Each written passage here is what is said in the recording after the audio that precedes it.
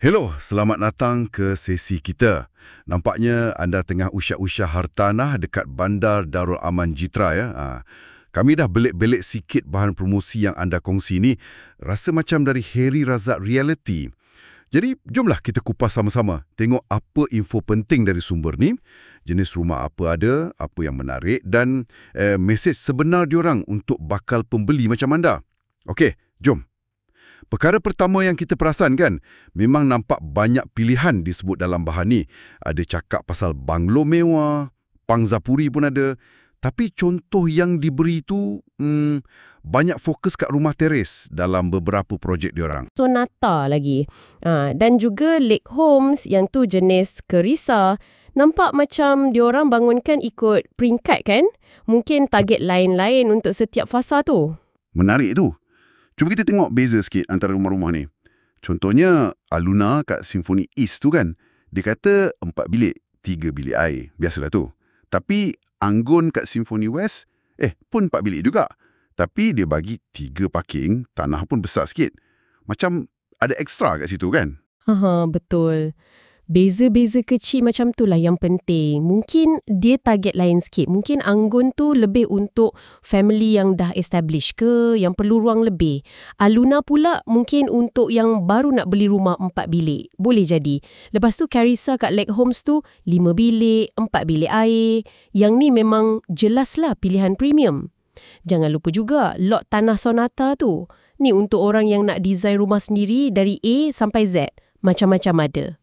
Okey, faham. Diorang ada sebut juga pasal visi menjadikan pemilikan rumah boleh diakses oleh semua. Macam statement yang besar tu.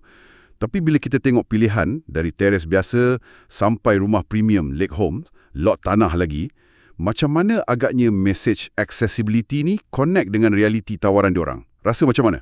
Strategi dia okey ke? Soalan bagus tu. Mungkin accessibility kat sini maksud dia. Dia sediakan sesuatu untuk semua jenis pembeli dalam pasaran. Dari yang cari bajet sampai yang nak mewah sikit. Semua dalam satu kawasan besar. Diorang pun tekankan kualiti, keselesaan, potensi pelaburan jangka panjang untuk semua jenis rumah tu.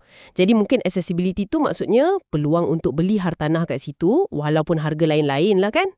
Okey, logik juga tu. Dan nampaknya diorang bukan setakat jual rumah kosong je. Bahan promosi ni sebut banyak pasal servis sokongan. Ada rundingan, tolong urus pinjaman, pengurusan hartanah, guaman. Interior design pun ada. Kira A to Z ni. Ya, ni mungkin cara diorang nak bagi proses beli rumah tu senang sikit untuk pembeli. Bila tawar package macam ni memang menarik lah. Lagi-lagi untuk orang yang first time beli atau yang sibuk kan. Nampak macam diorang nak bina hubungan jangka panjang. Bukan setakat jual beli habis macam tu je. Ada sebut pasal pencapaian juga kan? Lebih 1,000 orang dah beli rumah kat situ melalui diorang. Banyak tu. Ya, nombor macam tu selalunya dia guna sebagai, apa orang panggil? Social proof. Bukti yang tempat tu laku. Jadi bila anda tengok, rasa macam, community dah ada. Orang lain pun yakin beli kat sini.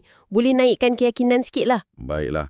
Jadi kalau kita nak simpulkan untuk anda, apa yang paling penting dari bahan promosi Bandar Darul Aman ni?